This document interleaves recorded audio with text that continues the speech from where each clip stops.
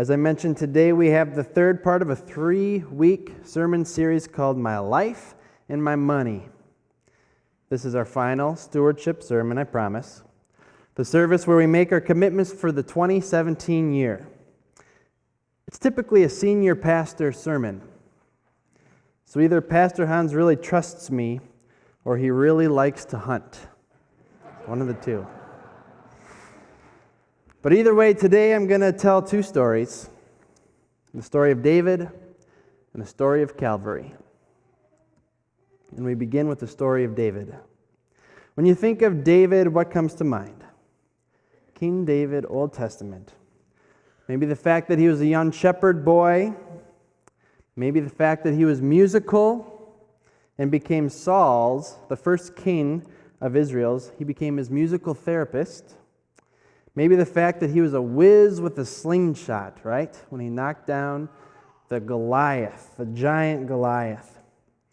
And in the movements in the history of 12 tribes of Israel to a united monarchy, David was the second king who followed Saul and united Israel and Judah.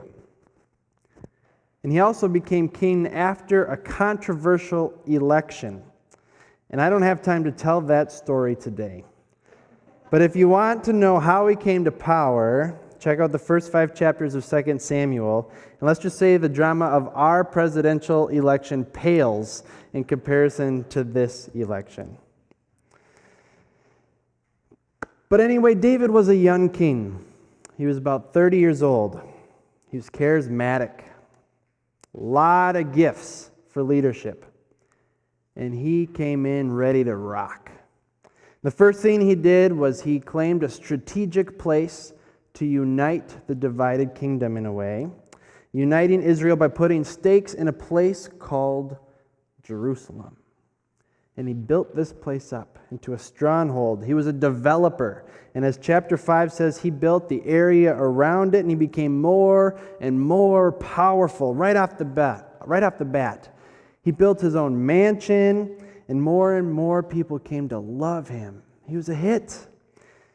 And very early on in his time as king, he won a big military battle, annihilating the Philistines, a threat to Jerusalem's stronghold. So he then brought the Ark of the Covenant to Jerusalem and led the celebration following. So the newly elected King David hit home run after home run. And it's at this point when we get today's reading. With all these accomplishments, he was on top of the world. He was flying high. And he was ready for the next big accomplishment. So what's it going to be? What's the next big movie going to be? Well, as David looked around at what other kings were doing, what other nations were doing, he sees that they were building temples.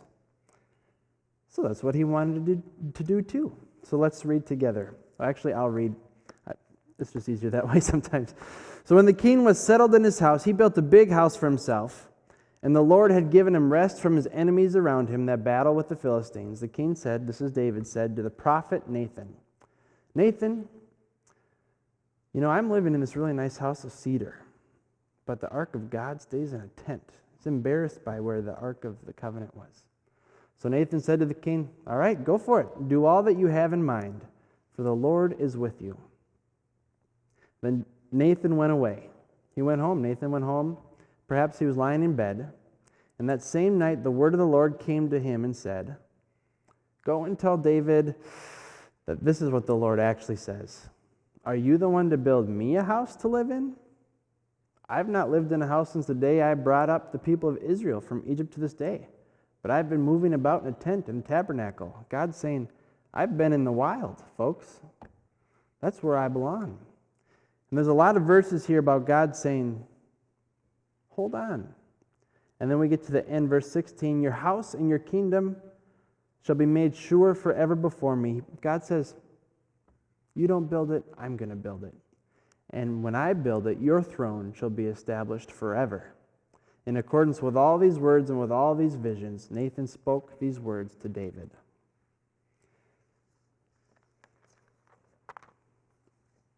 Well, the book Pastor Hans asked us all to read, your new money mindset, named how we are currently surrounded by consumerism. And we can't escape it, right? It's the air we breathe, and I think it's the air that King David breathed too. I don't think this is a new phenomenon, although it may be amplified today. Because David wanted the next big thing. He desired more and more.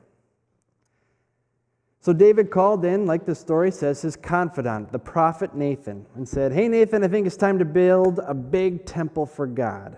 And Nathan at first said, "Sounds good. Go for it, David. Sounds good to me."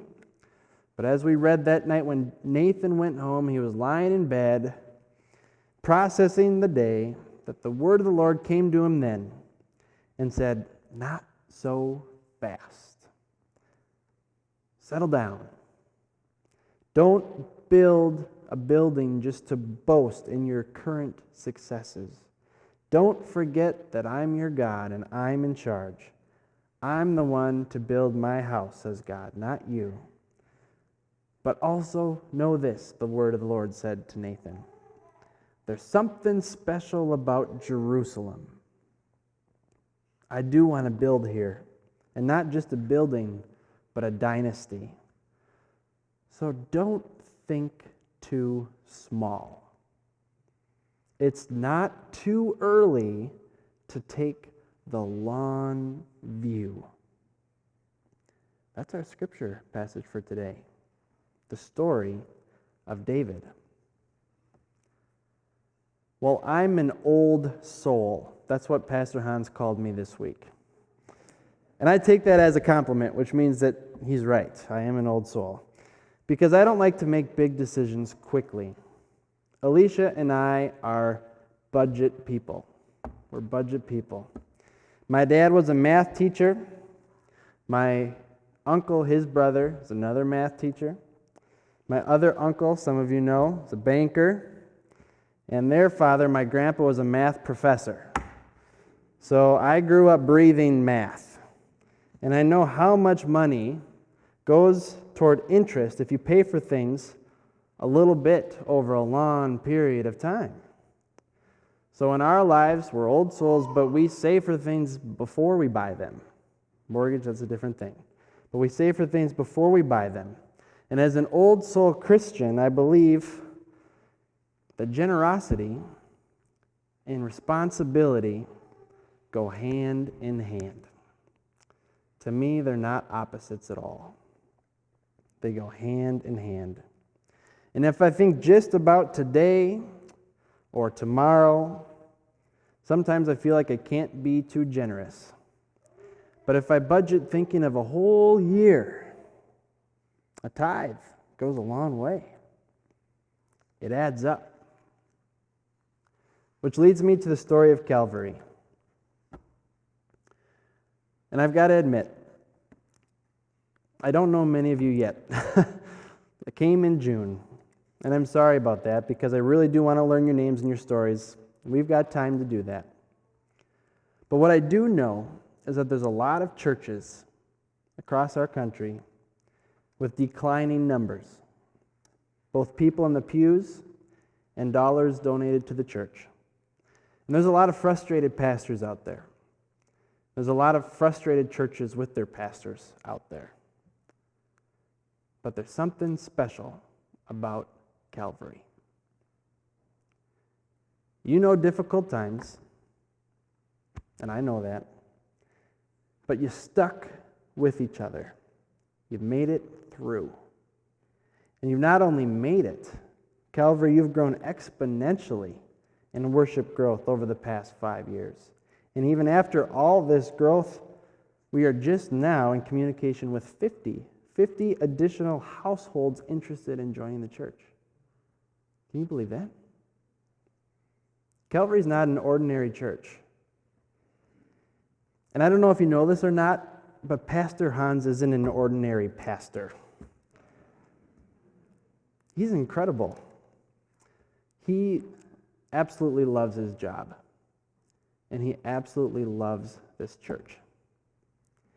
And he surrounded himself with an exceptional staff, a church staff that's done graphic design for BMW advertisements, a church staff that served as a coach for the National Lutheran Choir, a staff that's edited PhD theses at Luther Seminary, and a staff that's actively being pursued by a top youth ministry organization that is asking if they can study Calvary, and this concept of faith for life.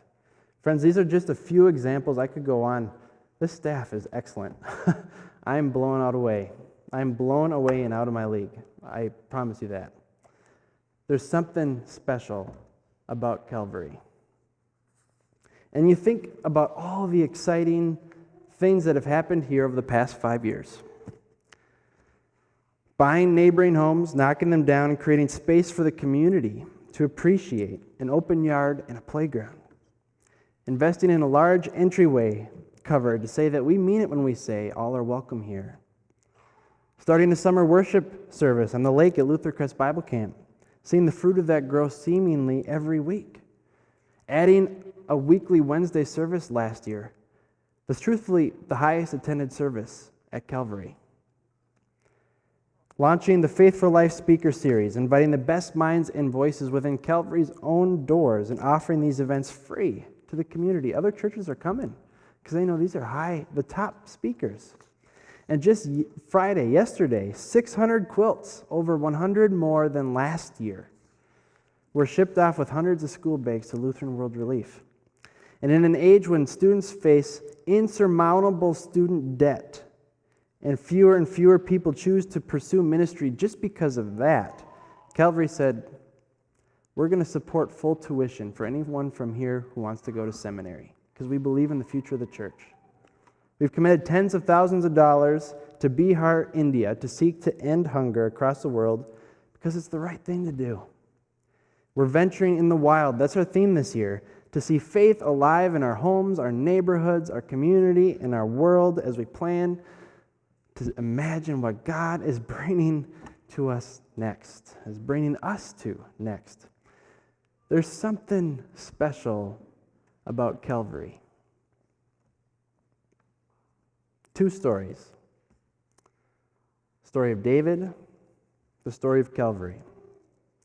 And I believe in each of these stories, God said, don't think too small. It's not too early to take a long view. David was flying high, ready for the next step. And he looked at the neighboring communities. They were building temples, and he was ready to build too. But God said, wait.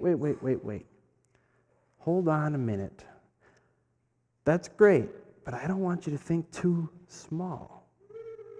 It's not too early to take the long view.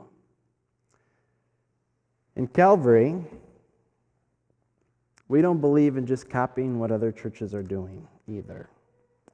We believe if we listen to God, God is saying to us as well, don't think too small about the future of this church. It's not too early to take the long view, to think of years and years down the line and the impact this congregation can make, not just in the community, but in the world. And as we ask the people of God to make a commitment for the 2017 year, I think the best way for me to preach a sermon of integrity, an honest stewardship sermon, is to tell you that we're in. We're in. Alicia and I, Miriam, we are in.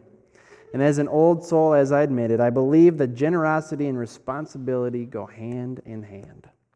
We're investing in this congregation.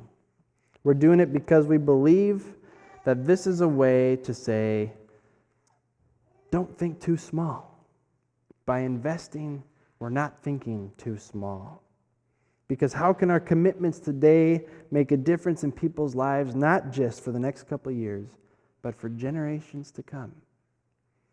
I believe God has brought us together, called us together, not just to boast in present successes, but to give credit to the one who is building the future of Calvary even through us. And I believe that even if we don't necessarily know each other's names yet, that just as God told Nathan in a dream to tell David, God may be telling us the same message as well. Let's not think too small. It's not too early to take the long view. May that be our prayer. May that be our hope, not just for 2017, but for generations to come. Amen.